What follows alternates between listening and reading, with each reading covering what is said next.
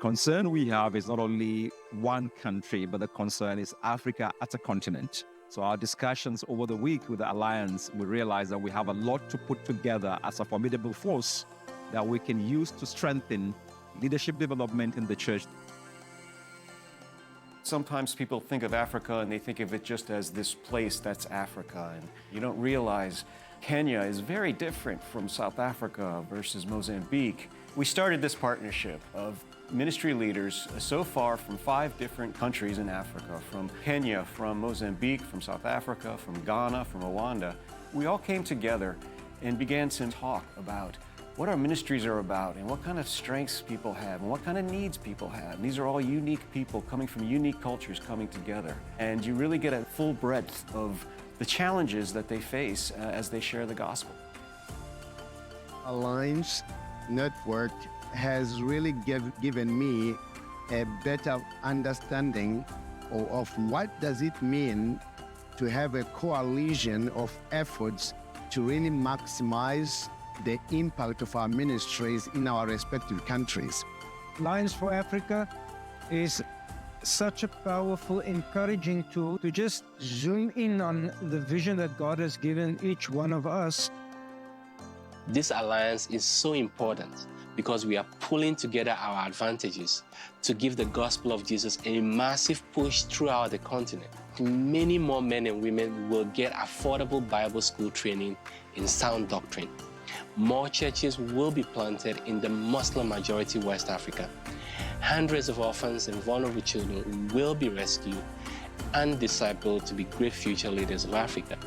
We as Africans can take the center stage in showing the world that indeed our communities are vibrant, not only in praising God, but also we are vibrant in taking part in the different policies that needs to be taken in order to really tackle the issue of the prosperity gospel.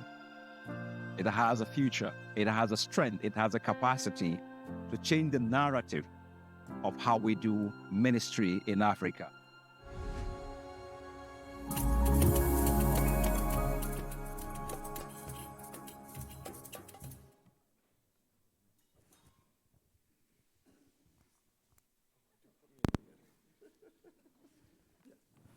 So we are really blessed today, as God would have it.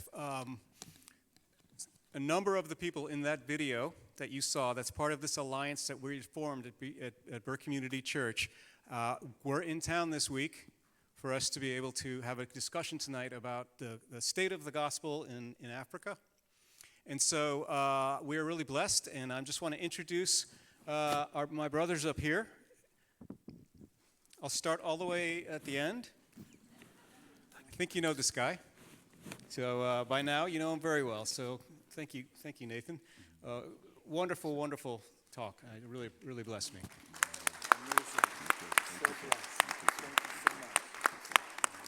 Many, I think if you were here last year, you remember this guy.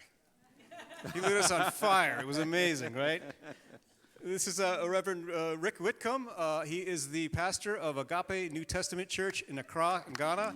He and Donna, his beautiful wife, founded Agape Gospel Mission 41 years ago. Yeah, yeah. And I was just a kid. And so we're just really blessed to have you're here today. And this is Pastor Simba. I think most of you know him too. Yeah. But if you don't, Eric Simba Agoro. He founded Christian Best Camps of Kenya, another one of our partners, doing remarkable work right now, right on the edge of Kibera, which is the biggest slum in Nairobi, and also very involved in another slum that's called Mathare, and he's just done just remarkable things, and we can really be praying for Kenya, by the way, tonight. There has been intense flooding, lots of lives lost, and they're about to get hit by a cyclone, so we really do want to take some time to pray for Kenya tonight. But Eric, thank you for being with us, Simba. And last, but absolutely not least, Bright Doe. I don't know what hat you have on today, because he's got like 17 hats that he wears. Bright is with Agape Gospel Mission. He's a pastor there as well, and he has been. You saw him in the video. Just a blessing to be with here. So I'm just gonna. What we're gonna do.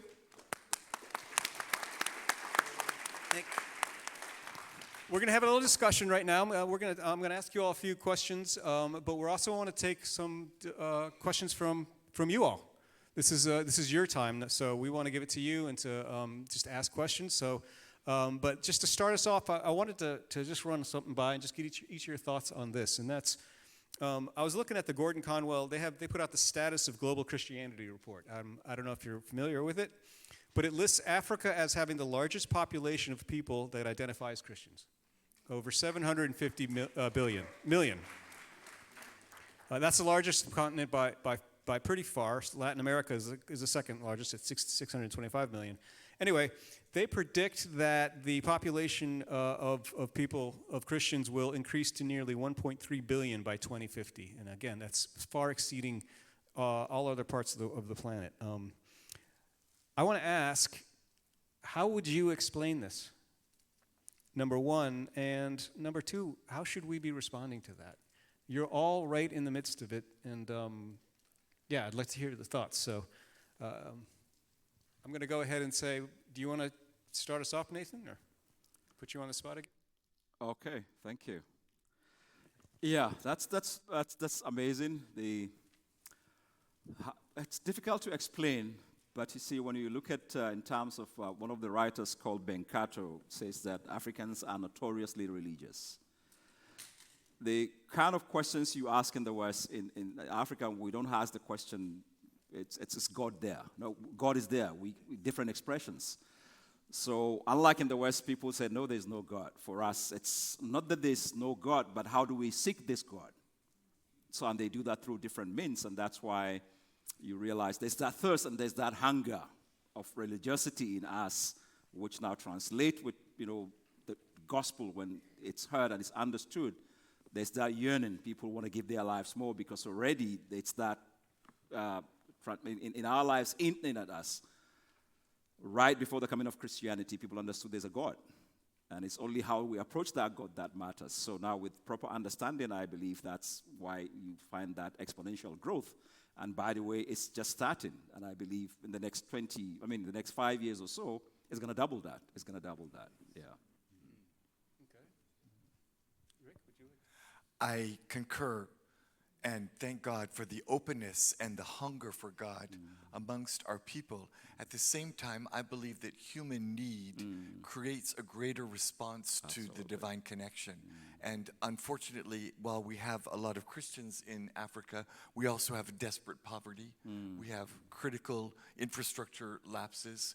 We have wars and famines and natural disasters that have created a poverty in the natural and a poverty in the soul that has allowed us to be open to God and God's intervention.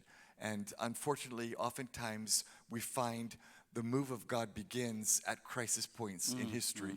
And for those of us who are wealthy, or those of us who are living in luxury or in relative peace, it can be a barrier to our receiving Christ. And we don't have that barrier. We have a desperate need, and we realize that God is the answer.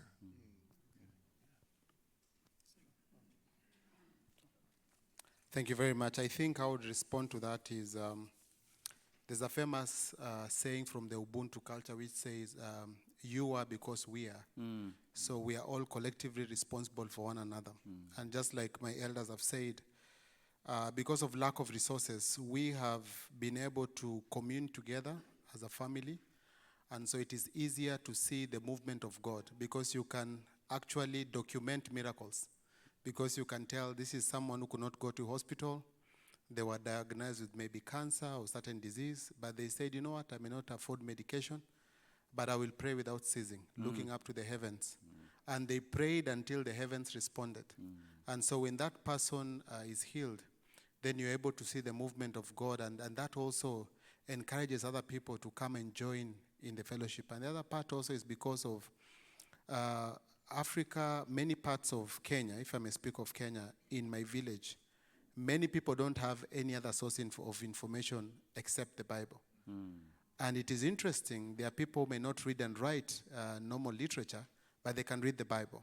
So the miracle in understanding what God has written over history confirms that indeed there is a God.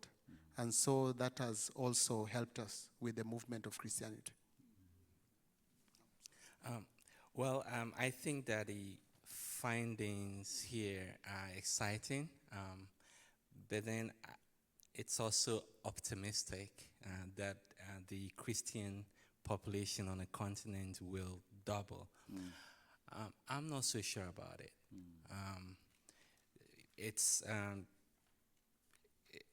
This is just presupposing that Muslim majority West Africa will just open up to the Christian South, or the Arab as part of Africa will just open its door and give up on Islam.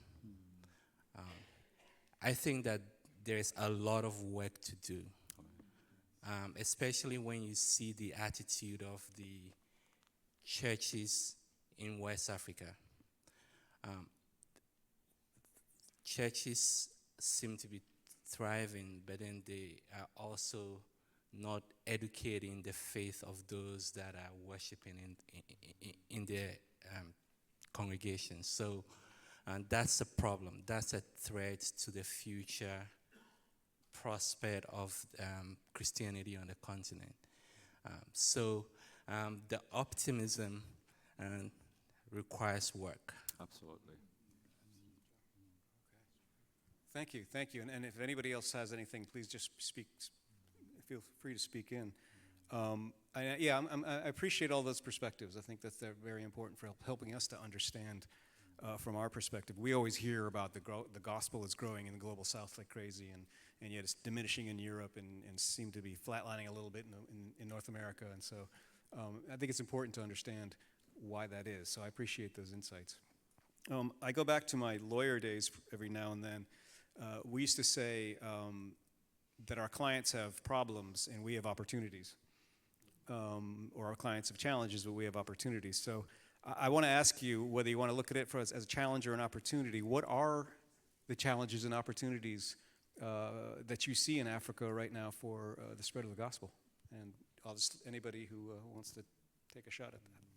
Of course, Pastor Bright and I are speaking from our perspective of West Africa, but I think the greatest challenge we have is also our opportunity, and that is that of all the regions of the world, West Africa is facing the greatest persecution.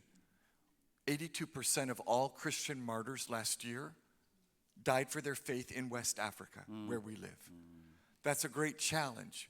Churches are being burnt, pastors are being killed, Christians are being persecuted right around us where we live in West Africa. And it's not a once in a while, it's a weekly or monthly occurrence that people are losing their lives for their faith, churches are being burnt, the gospel is being radically opposed. But that is also an opportunity, because we see, as we're talking about unity and love, we see that persecution drives us together, because when you're persecuted, the denominational differences and the doctrinal differences tend to fade, because we're all standing for Christ and we need one another.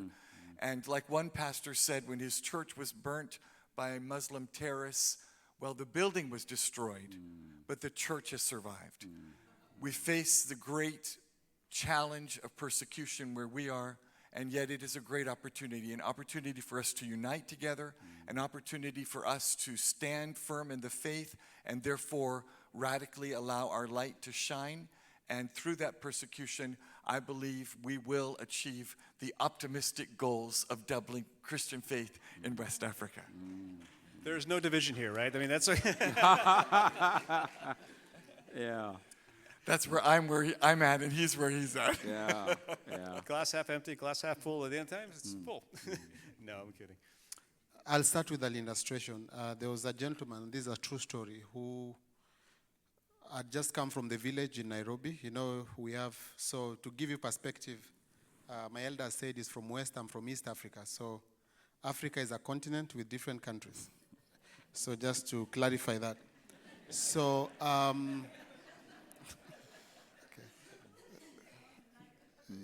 was a commercial break. Yeah. So he came from the village in Nairobi. Nairobi is the capital city where everybody comes from the village to come and look for work. So when this guy came, He didn't have a job, he didn't have a place to sleep or to stay for the night. So the buses take about 9 hours of driving for less than 300 kilometers of bumpy roads. Gordon and Alec can testify, they've been there. So what happens was, when he got to town, it was very late in the night. So he went to a Catholic church. He walked in and he found a guard there. So the guard was like, "What are you looking for here?" And he said, "I'm looking for a place I can stay, I can sleep and all that." So he was asked, "Are you Catholic?" And he said, "No." So they told him, "We are sorry, the parish priest is asleep, so we cannot host you here. So you have to look for another place." So the guy left. He went to another place. It was like an Anglican church. And he tried also the same story. So he walked into the closest place, which is the slum of Kibera. So as he was walking into the slum of Kibera, fortunately or unfortunately, one of the biggest landscape in Kibera is a mosque. So he walked in there, and there was no guard at the door. And there were some people inside conversing and all that, but the door was wide open. So the guy walked in, he sat down, and the guy seated next to him asked him, "Are you okay?" And he said, "No, I'm not okay. I'm looking for a place to sleep and all that." So the guy did not even ask him a question. They went and got him some bread and a soda. And they told him that you don't have to leave. You can stay here, but remember, when it is early in the morning, when they are doing the morning prayers, you have to wake up and pray with us. Then you can stay if you want. And he was like, so he stayed. He stayed until 5 o'clock. And of course, he was smart enough, because he could not do the prayers. He left before 5. But regardless, he had a place to sleep, a place to stay, and no questions asked. That's the first thing we are suffering with as a church. We look for our own, and we come up with a checklist before we ask, "How are you doing?"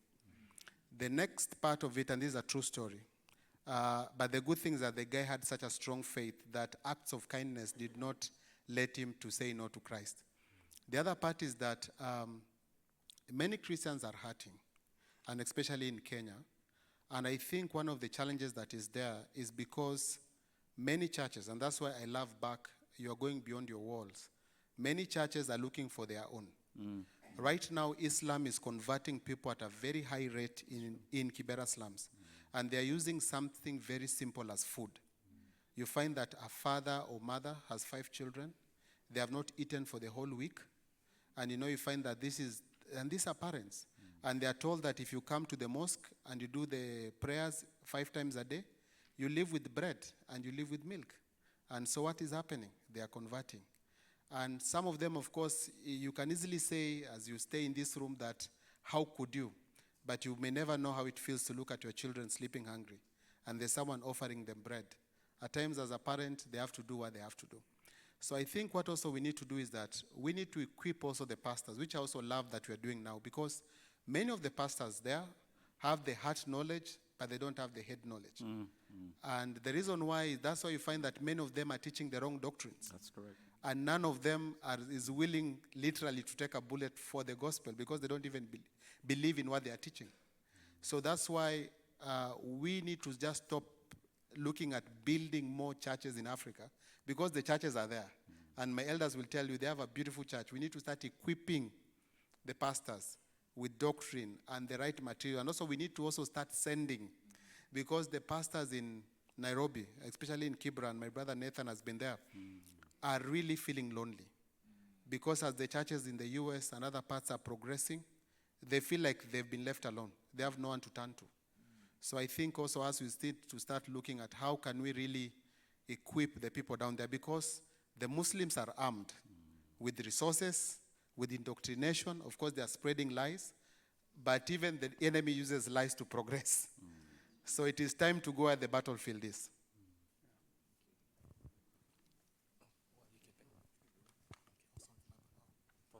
Oh, okay. Yeah.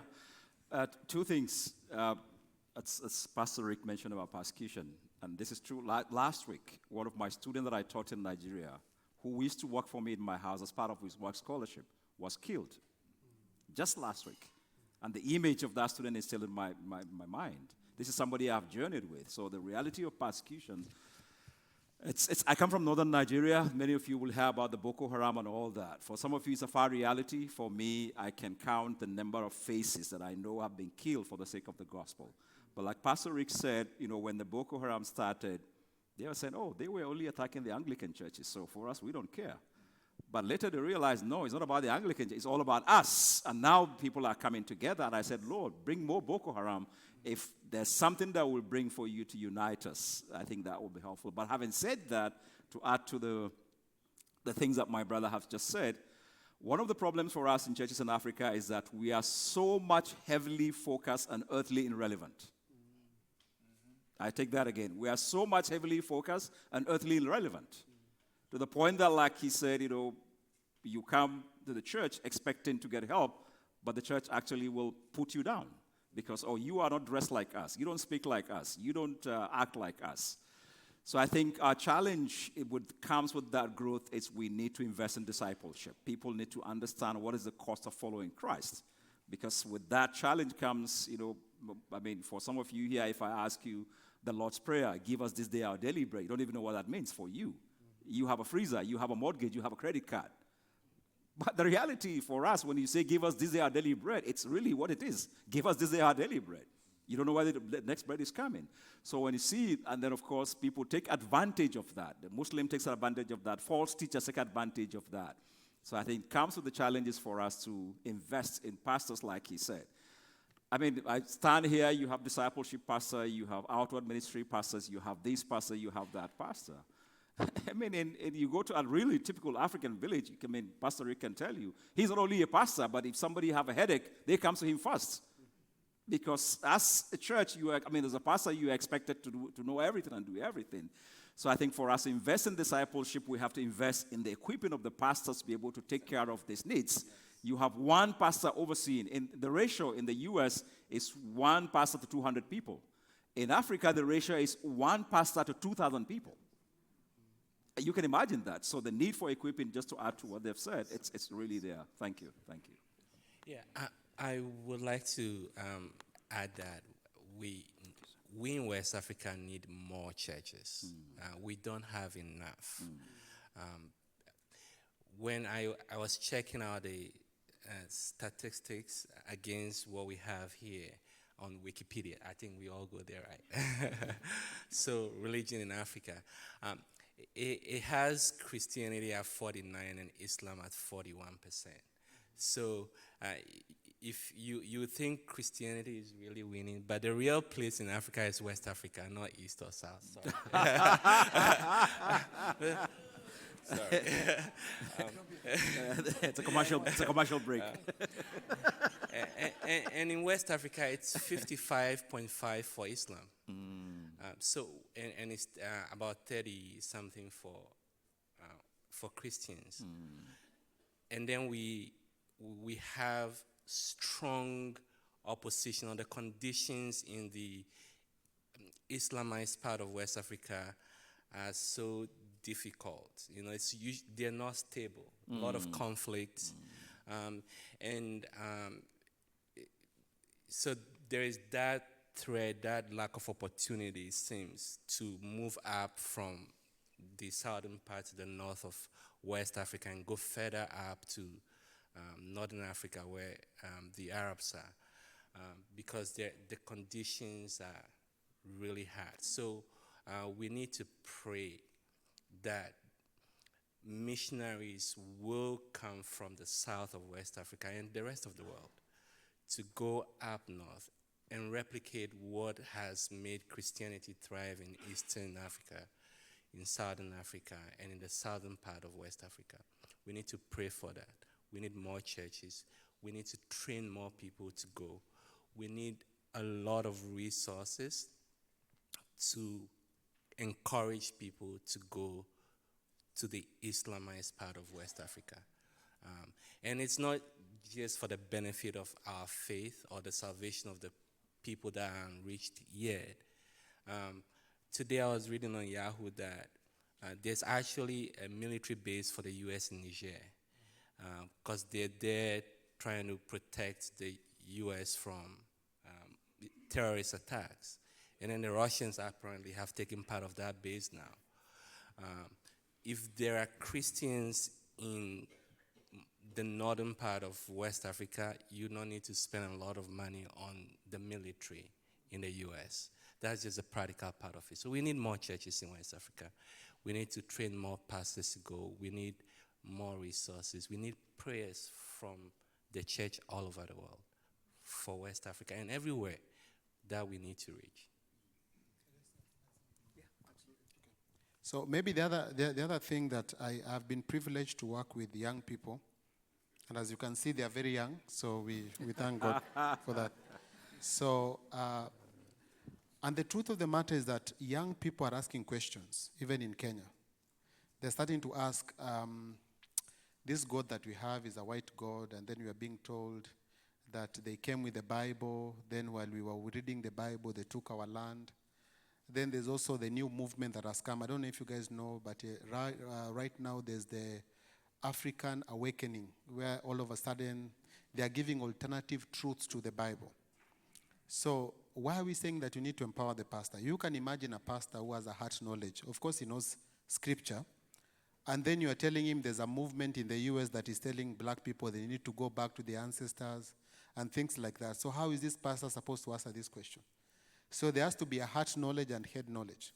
That's why there has to be the logos and rhema of scriptures put together, where the pastors can also be trained to understand the common trends that are taking place, so that he can answer these questions with wisdom. Of course, the Holy Spirit is speaking through him. But also there are places whereby you have to ask them, whom does the coin belong to? And that comes from knowledge. So I think that's why it's important, like my brother has said and my elders have said, the pastor needs in Africa to be equipped to answer this question. So one of the practical things that they do is they will take a pastor and put it in front of Qadis. I don't know if you guys know Qadis are. These are the chief guys in the Islamic religion. And what they will do, they will bring this pastor and put him in front there and bring his congregants. They will entice him to come to a meeting and bring some people and say that if you can't answer a question, you, including the people you came with, are converting to Islam. And the pastor will innocently say yes. So what will they do? They will bring two different scriptures that have been translated differently. Maybe one with the Zondervans, the other one is New King James Version, and they'll say maybe there are some differences in time in the different gospel. And they say, if that is there, then that means that the Bible is not true. And they're going to bombard him with question after question until he gives up. So unless this person has been equipped, his entire congregation is converting with him in humiliation. And that's what pastors are facing also in Africa. That's why it's important to equip the pastors. Thank you for that. We can start to take some questions. If anybody has questions, then I think we're going to just, is it raise the hand? Are we going to put this mic out? Or you want to walk around? Okay, all right, we'll share up here. So yeah, if anybody has a question, just let Deb know or raise your hand. But in the meantime, while we're doing that, we deal with, obviously there's always pervasive social issues that the church is having to wrestle with. And although we really, we strive to put Christ first, they're issues we have to deal with. And we've got several in America right now, and it's causing a lot of division. What are the key social issues that are in each of your context? Again, I understand it's clear to me now that there's an East and a West Africa,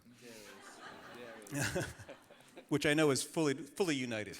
But what in your own context, what are some of the social issues that are coming into play where you're doing ministry? Anybody who If I become controversial, you'll forgive me. You've asked a question, so I have to answer. I think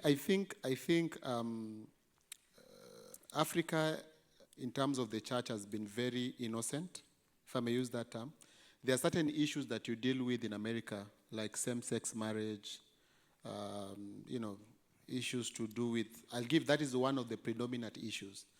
And I think now that many churches that have pronounced themselves strongly on such issues are aligning with the African church. Because I think the African church really, its problem has been how to make its people live in freedom in Christ with the resources that God has given us. Africa is not poor. And Africans are not lazy. Even the ones who live in the slum, they work hard.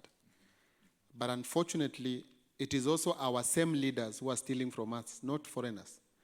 So I think we as a people have some social issues that if we can address through the church even better, where we can live in harmony, we can encourage our people to be in strong, healthy, thriving families. I think one of the social issues that the West and Europe has brought to Kenya, I'll talk about Kenya now, is to try and force their social issue to become our issues, which are not our issues. We as Africans, we've never had a problem with the family, and that has to be said clearly. We have always known the position of a man, the position of a woman, the position of the children. Other things are foreign to us. But now, unfortunately, some of the churches in America are making their issues to be our issues for them to support us. And I think there's a backlash, and it has to be said. So I think in terms of issues of the family, the African church has remained very strong, very vibrant, very pronounced, and we believe that the family is one of the strongest units that if the devil can destroy, there'll be no church. If there are no men who love their women, stick to one wife, providing, priests to their home, leaders, there'll be no church. If there are no women who are serving the family also as mothers, working alongside the father, there'll be no church. If there are no children who are being taken to church and being told that you have to be in Christ, it's funny, I find in other countries, you are given freedom to choose. You are not given freedom to choose other things. You have to come to your home at a certain time. You have to finish college. You can't drink before you are 21, I think, or something of that sort. But when it comes to God, you have a choice, which I find interesting in a Christian nation. So I think it is time that people put their foot down and compromising. And please don't try to export those social issues to Africa because we have enough problems already.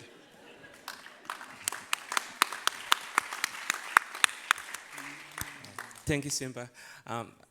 Our social issues are economic and then, of course, social too. We have widespread poverty. There are a lot of people that are poor.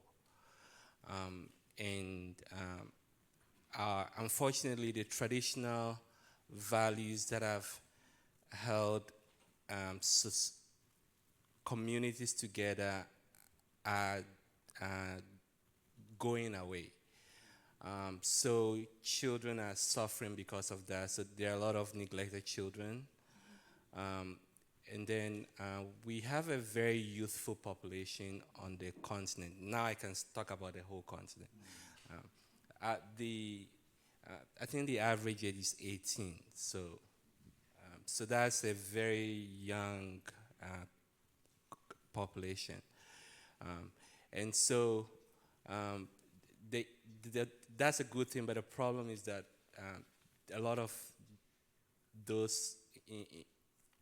people are unemployed. They don't have jobs that give them income to take care of their families or pursue personal aspirations. The effect of that is that there's crime. So if someone is hungry and they can't feed themselves, they'll look for someone who has something to eat and take it from them if they can use their power. So we have that problem. Politics is also an issue. In Burkina Faso, in Niger, in Mali, in Guinea, they have military dictatorships now. In the early 2000s, we were like, Africa has forgotten coups, no more military takeovers. We are now democratic. We are going forward, not backwards. And in 2024, 2023, 2022, there have been coups, military coups, and that's creating problems. And where there are elections, it's just a facade. People are rigging elections. So we have those problems. Then, of course, in the churches in West Africa, particularly in Ghana, have unrighteous leadership. So the gospel is corrupted. If gospel is mostly transactional now. If you don't, that's why like this research is so optimistic without looking at some of the details. Your faith is transactional. Your relationship with God is transactional. Like you give God, you get something. If God can't give you something, then like so there are all these things. Orphans. Yeah. I think we had a question in the back over here.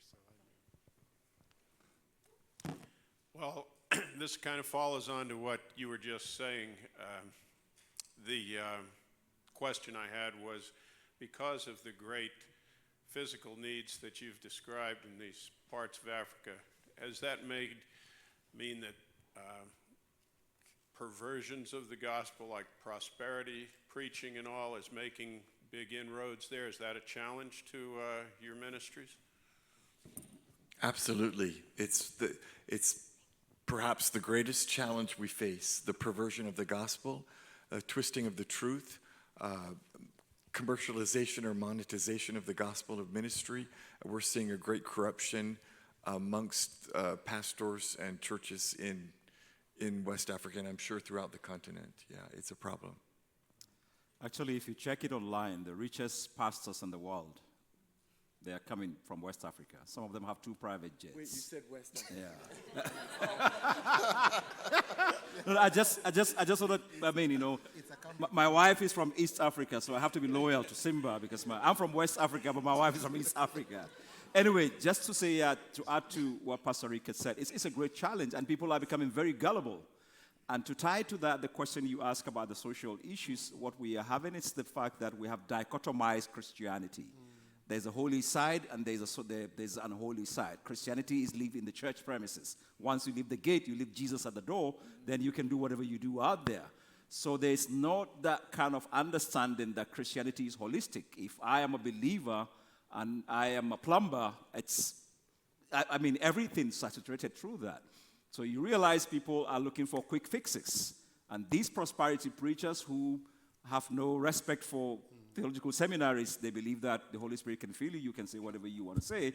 And because people are hungry for the word, so they take advantage of that. And like I can give you tons and tons of examples of where people would go and say, yeah, you are not rich because I've not prayed for you. I'll pray for you to get rich, but you have to bring this amount of money. And sometimes I look at it, but if you're going to pray for me to get the money, why should I give you money again? But of course, because people are just wanting to get that vacuum filled, and people take advantage of them. So it's a great struggle we are facing, prosperity gospel, and they have the number, they have the money, they have the people. Yeah.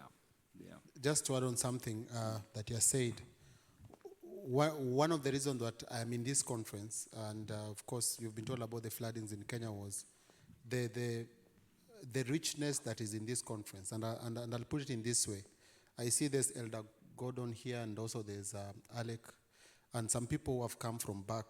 Chris is at the back there, who have come to Kenya. The reason why I mention you is, you've talked about the prosperity gospel and how it's perverted. How many churches, if you are to go on the internet to search for churches, you'll see? Quite a number. Why? Because some of the churches can afford a website. You'll also see CBSK. Mm-hmm. By God's grace, we are supported to own a website. But there are thousands of pastors who nobody even knows their names, except God and the people that they serve. So what this kind of fellowship bring, when Alec and Gordon, during COVID, they were able to train over 100 pastors through Zoom. And these are pastors, I'm telling you a true story, they're here to attest, who are in Kibera. Nobody knows their names, but each pastor is commanding about 200 people. And as John C. Maxwell says, everything rises and falls on leadership. And when you train a leader, it is a law of multiplication, because the leader will share whatever has been shared with other people. So that's why I think this conference is very important, because also when I was in Ghana in Agape, and I saw the number of pastors that they are training, that is having the ripple effect. So what we are doing now with this kind of conferences is, when you train someone like Simba, who, for example, we have a community center, and we can bring 100 pastors for training, each one of them has 200 people, multiply that by 100. So you don't necessarily have to have a lot of things going on, but just being intentional. So I think the more this keeps going, some of those pastors will start realizing, because unfortunately, the ones who keep on getting money and get exposure, I'm not saying all of them are wrong, are the ones who have put the best advertisement, the best website. You can give online, you can send your check, and because we are Christians who like microwave solutions, I can sit in my house and do that. You won't have time to go and look for a pastor in the village. But with this kind of exposures, he's telling you, listen, there's a pastor in the heart of Ghana who nobody knows their name. There's a pastor in the heart of Rwanda who nobody knows their name. But do you care enough just to pray for them and tell them, we can see you even from 8,000 miles away? And I think that's how we fight the prosperity gospel, by now reaching out to these people who are unseen, but God knows them. Thank you. We have a question over here. Pastor Alec. Hi, good evening.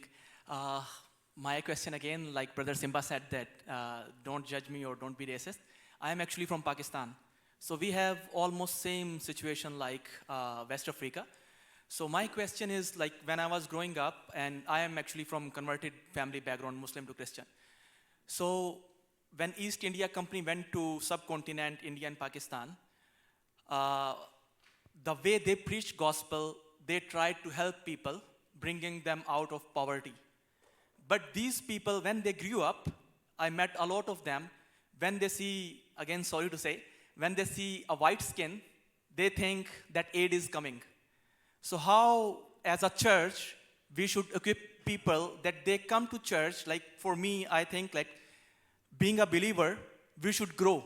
Like, for once I can come to church, that please help me to feed my family or something, but not as a habitual person, you know. So how do you think this, like, for example, we are equipping some church, any part of the world, like poor countries. So at the end, how many years we are continuing helping those people to come to that level where they can help others to come to Christ, you know? So. Do you all understand the question? Yeah. It's actually the whole dependency syndrome. So, in the past is, you give people the fish. But we're saying as a church, we got to move from that. You don't just give them fish. You don't also teach them how to fish. You don't just give them the equipment of fishing, but you also help them to create how to get that equipment for fishing.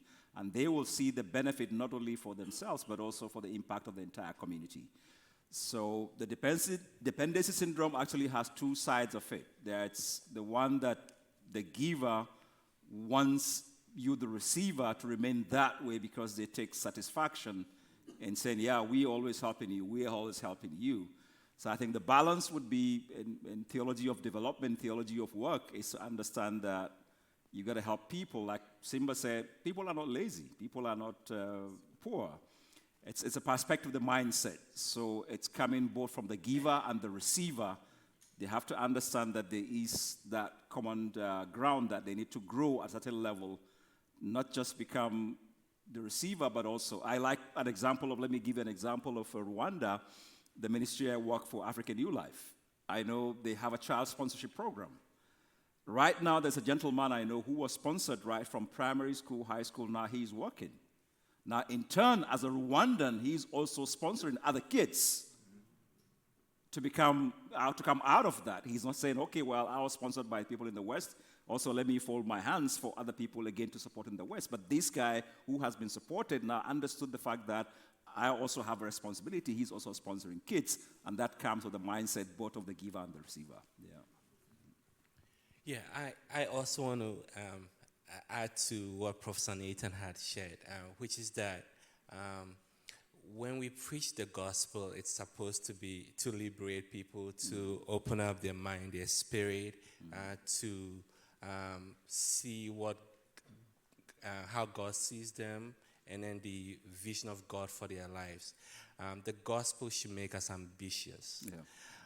And that's why it is important that we balance the support with equipping those who are receiving the support. So the model of supporting churches from outside obviously has worked. Otherwise, we cannot say, we cannot have predicted that Ghana would have about 80% Christians. We were never Christians before the missionaries came, The missionaries were sent by churches, and churches were supporting them. The churches have grown throughout the world with that model. So I'm not sure there's a problem with it. But I think what has happened is the quality of the gospel that people are receiving. If they're receiving the right gospel, their spirits will be transformed, their minds will be transformed, and they will lift themselves out of poverty. They will want to better the lives of other people. And I think we should balance the support with equipping those who are receiving the support. I have another question. I think there's always been a notion of the white Jesus. Yeah. Every movie you watch in Africa, and this is not to be racist, but there's always the notion that when a white man shows up, he has come to save you. And many movies depicted with the American is that you throw $1 at everything and it is solved. So unfortunately, people grow up with that. In the black community, the music that people watch in the slums is of black men and women who are successful. And what happens after you become successful? You have a big car, big mansion, many women, big dogs, own a gun, God plated. Yeah, we're just telling each other the truth, right? You want the truth, so that's the truth. So that is the problem. And I think that has been permeated in people's mind. And I'm saying this very humbly. The model I love about Burke is that when the missionaries came to Kenya, they knew that Americans were coming. And this really humbled me. So when they knew that the Americans were coming, they did a training. So what Gordon and Alec did, and a number of missionaries, they said, we are going to have a day where we are going to offer free counseling for all the pastors. And the pastors came. But they left with so many pamphlets of people wanting to build churches, wanting to build homes. There were different needs. What they simply said, that was very humbling, they said, we are going to hand over this to Pastor Simba. He's one of you. He knows you. We are working through CBSK. We've just come here alongside him. We don't have any, we will pray for you. It is free. But we have not come to solve your problems. He knows, you know your problems. He's one of you. The best way to solve that notion of solving things with the American dollar, start putting the people who belong to the people there. Let Simba speak to his Kenyans. Let Bright speak to the Ghanaians. Let Nathan speak to the Rwandese and the West African.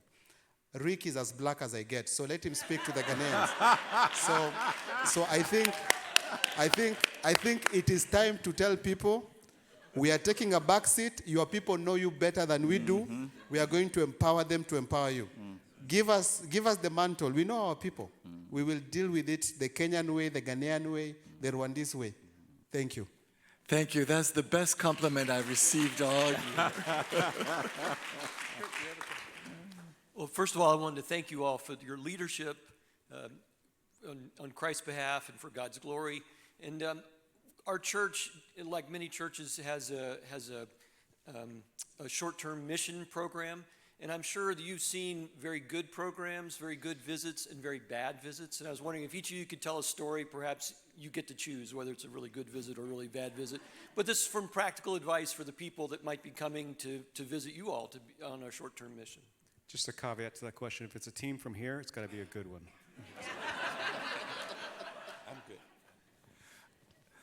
I think that to answer that question ties in a little bit to the former question from our brother from Pakistan, in that I think the worst thing that ever happened to us was we had a team that we had rented a minibus for them to go around in, and they were throwing money out the window. Can they bring the bus over here? What's that? It wasn't from Burke. They were so excited about helping people, they were just giving people money out the window. And they got to know that it was an agape team. And after that, we couldn't drive through the city. We'd get stopped because everybody wanted us to give money. So that's the worst team. I think like Simba said, directing the funding through the people, directing the help through people. What I love about Burke, they work directly with us and help us with what we really need, and that's a powerful thing. I have mixed feelings about short-term teams. We have seen great teams that have come and made an impact, but it shouldn't be a tourist opportunity. It shouldn't be an opportunity just to gain experience. It should be done for the right motive and in the right way. And I think that there's some adjustments that need to be made here and there. In other programs, not ours. Not in yours. No, I just want to second that. I'm not you guys hear from me all the time, but what Rick just voiced is so incredibly important to our program, and understanding that short-term missions is every bit as much about, maybe even more about, the people who go than the people who receive, and so it's a discipleship process as much as it is a helping process, and so. In our view, it is an absolute partnership of equals. We are simply people coming together with other people to try to help other people. And so I appreciate that perspective. Did anybody else? I also want to just give a shout out to Alec and Amy and everybody we've had from Burke. We're just so blessed. Our guys are preaching so much better, and it's because of you. He comes and does these preaching seminars. We're just blown away. We're getting the quality of preaching from, our Ghanaian pastors is just skyrocketed. And the impact that you and Amy had and the team that came recently, just amazing. Give a big round of applause for Alex Zeppelin.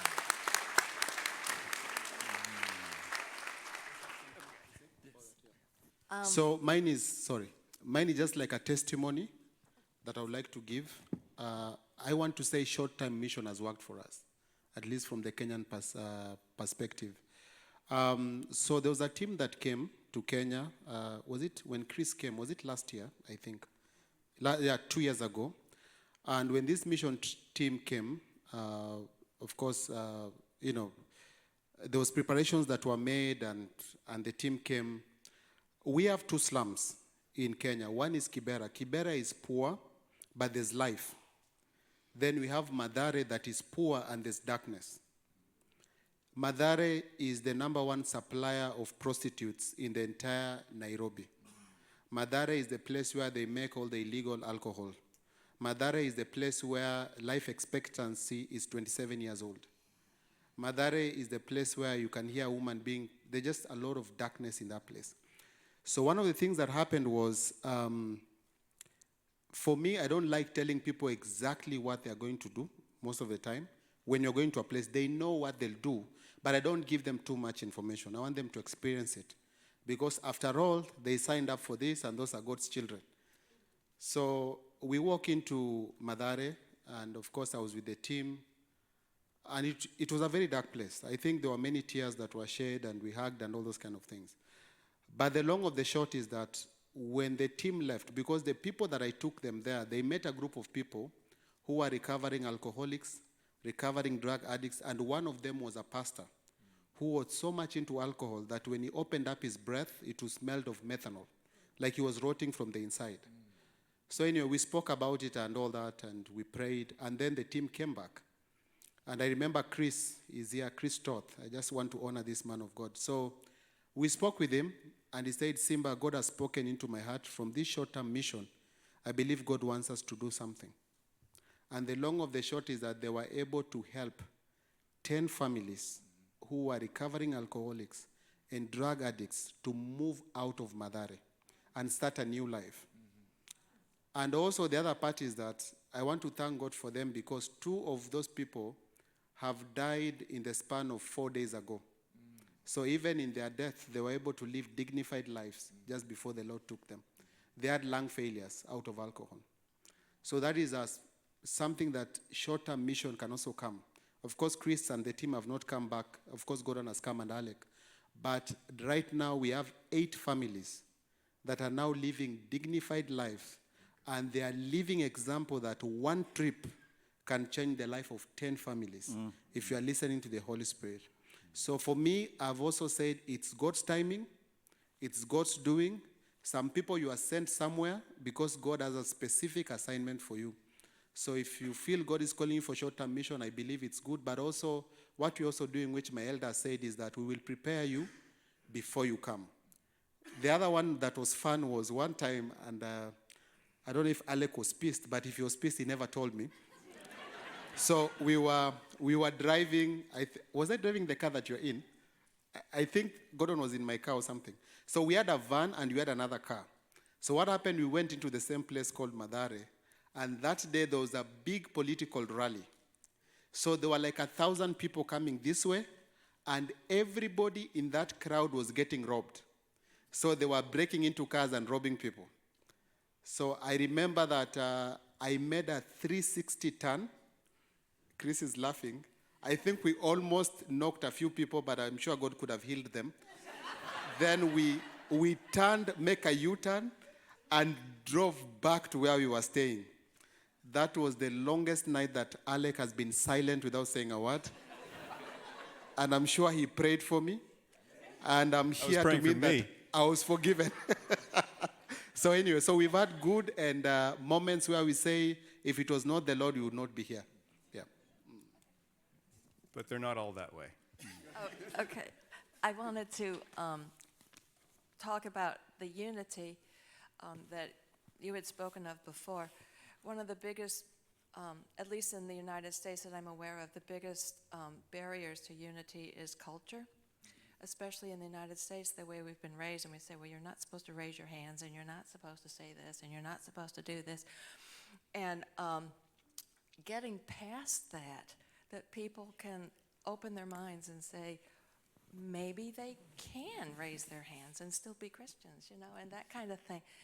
I'm wondering, okay, since Africa is many different countries, and we got that, so you all have different cultures, how are you able to overcome the different cultural backgrounds that people have and bring the unity through Christ that we struggle in the United States, that was the way we were raised? This is just how you do it, but no, it's not.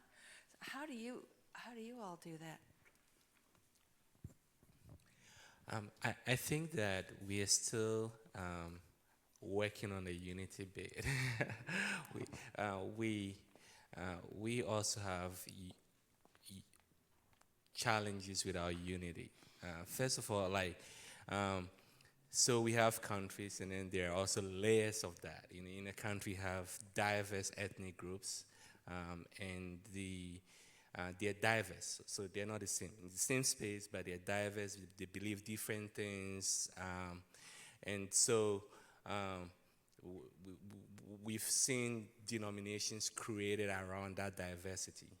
So the issue would be, has the diversity created animosity?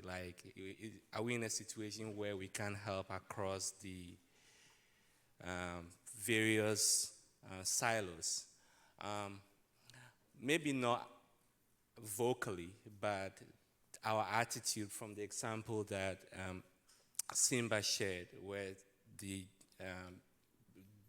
destitute person looking for a place to pass the night was just kind of ruled out because he didn't belong. So we have the lack of unity problem. So we are praying for the same thing. We want to be united, and we have the denominations that you have here. They birth the ones that are on the continent. They are Presbyterians, Methodists, and Baptists, and then the Africans have also created more out of that. So we have the diversity issues that I think there are also lack of unity thing there.